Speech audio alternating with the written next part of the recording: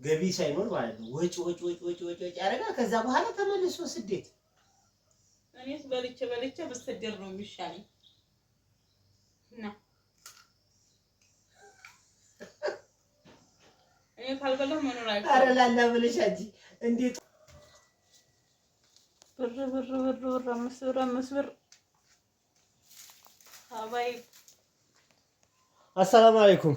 ወአለይኩም ሰላም ወራህመቱላሂ ወበረካቱ። እንዴት ዋልሽ ውዴ? ደህና ዋልኩኝ። ሰላም ብለሻል? አልሐምዱሊላህ። እንዴት ነሽ? ዛሬም ገበያ ሄደሽ ነው? አይ አቀብለውኝ ነው መንገድ። ኧረ ቢስሚላህ እና ሴሬታኛ አንቺ የተመታሽ? ኧረ በለው ምን ቤት አገኝሻለሁ? ቆይ አንቺና ገበያ አሁንስ አልተለያያችሁትም? ታመጫዋለሽ። እኔ እኮ መቼ ነው የምጨርሽው? ቆይ የቤቱን አስቤዛ አንተ ወጣት ይሄ ያለ አንቺና ገበያ አሁንስ በቃ ብሶባችኋል ወላሂ። ገበያ ሄደሽ ዝም ብለሽ እንዲህ ሁሉ ጊዜ ገበያ ደርሰሽ ተመምጣት ቤትሽን ባስተካከልሽ። አንተ ቤት ከዋልክ ለምን አላጸዳህም? ቤት እኔ ቤት ነው እንዲህ ዋልኩት። አውቃለሁ። ምንድን ቆይ ባለፈውም ገዝተሽዋል ነበር እንዴ? አሁን ይሄ ሁሉ ምን ገዛሽ? ካሮት የፈረደበት ኦዚ ቢላ። ይሄ ደግሞ ምንድን ነው? ጉርሽት ነው? ስኳር ድንች ነው? ሽንኩርት ምን ነው? ብር ነው? ይሄ ተረፈ ነው? ምን ነው? እችንም አለማጥፋቴ ሊሆን አሁንስ ኧረ ተይው እንኳን ደህና መጣሽ። ለመብላቱ ጊዜ አላችሁ አይደለም? እኔ ለመብላቱ ጊዜ ምናምን አይደለም። ለመብላቱ ጊዜ ሳይሆን ምንድነው በጣም ገበያ አበዛሽ። ገበያ በሳምንት አንድ ጊዜ ነው። በሳምንት ቆይ መቼ ሄጃለሁ? አሁን ሄጃለሁ። ከገቢያችን ወጪያችን በረከተ። ያ እንግዲህ ይሁን። እኔ እየኖርኩ ነው፣ ደስተኛ ሆኜ እየኖርኩ ነው። ለምን አመመህ አንተ? ኧረ እና ያለንን እየጨረስን ነው ያለነው። ከገቢያችን ቆይ ወጪያችን ከበረከተ እንዴት አድርገን ነው ወደፊት መኖር የምንችለው? እና ሳይበላ መኖር ይቻላል? እንደዛ ነው። እና አመጣጥነን ነው አመጣጥን ነው። በሳምንት አንድ ጊዜ ኧረ በለውና አመጣጥነሽኛ። ቆይ በሳምንት 5000 ብር አልበቃሽም እኮ። አሁን ባለፈው ነው የገዛሽው 5000 ብር አውጥተሽ ዘይት ምናምን ገዛሽ። ይሄው አሁን ዛሬ ደግሞ 2000 ብር ጧት ወስደሻል። 7000 ብር ማለት ነው። እና በወር እኮ ነው። ኧረ እባክሽ በወር ነው እንዴ? አሁን ባለፈው አይደል እንዴ? ሳምንት ራሱ አልፎት ያለፈው አይመስለኝም። በቃ በሳምንት ነው። በሳምንት 7000 ብር። ታዲያ እኛ በሳምንት አይደለም በወር 7000 ብር እያገኘን ነው እንዴ? ቆይ እንግዲህ ምንም ማድረግ አይቻልም። እሰይ እና በላ መኖር ስለማልችል በልቼ እንግዲህ መዳረሻውን ማወቅ አለብኝ። እኔ በጣም አይልሽ እንደው ማለት የመዳም ቅመሞች ማለት አገራቸው ላይ መተው ማለት ነው ተመልሰው ወይኔ በስጭጭጭ ስደት ምናምን የሚሉት ማለት ነው።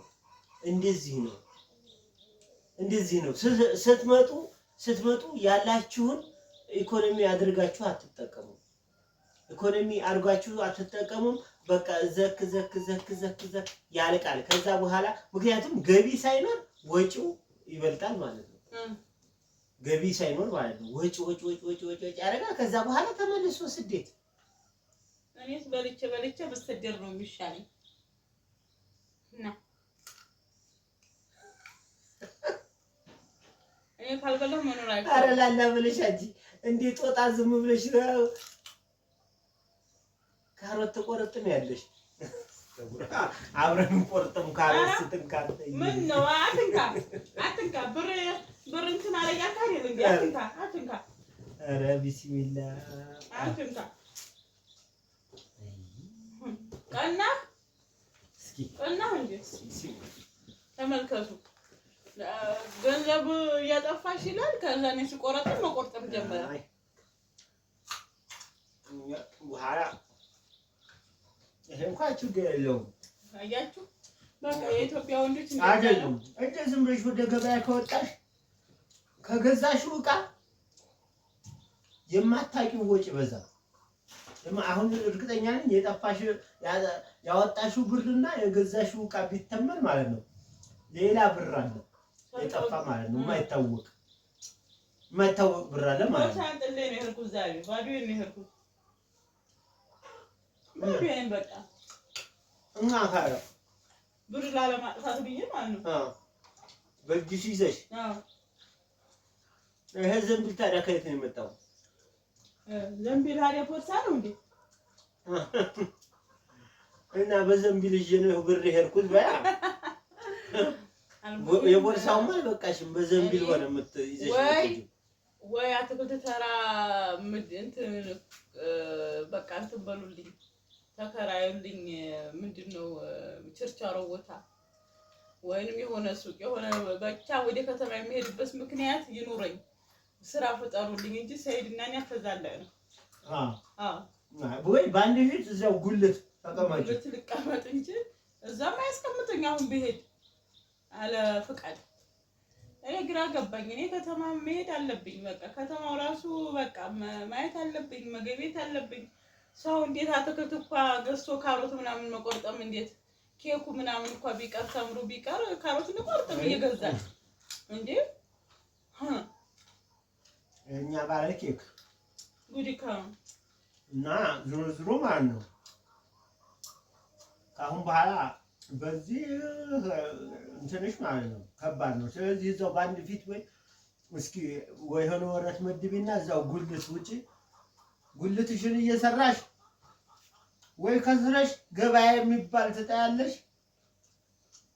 ካዋጣሽ ደግሞ ትቀጥይበታለሽ። ይሄ ነው እንግዲህ እኔ የምለው። እናንተ ፍረዱ፣ በኮሜንት አስተያየታችሁን ስጡ። ጉልት ስሪ ካላችሁኝ ጉልት እውላለሁኝ። ግን ጉልት ከዋልኩኝ ያው እቤት ማን ይሰራል? ፈጣሪ ወቅ ያማ ጉልት የሚሰሩት ቤታቸውን እንዴት አድርገው ቀጥ አድርገው እንደያዙ ሰራተኛ ቀጥረው ነው። ምን አሻሽ አንቺም ሰራተኛ መቀጠር ነው።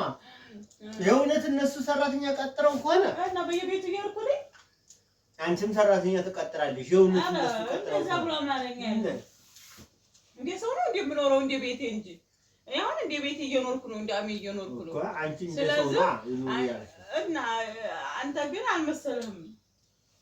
እኔ እንደ ሀብታሞቹ ልኑር አላልኩም። እና እናንተ አስተያየት ስጡኝ። በቃ ሰይድ እያናደደኝ ነው። ታመጫለሽ ዝም ብለሽ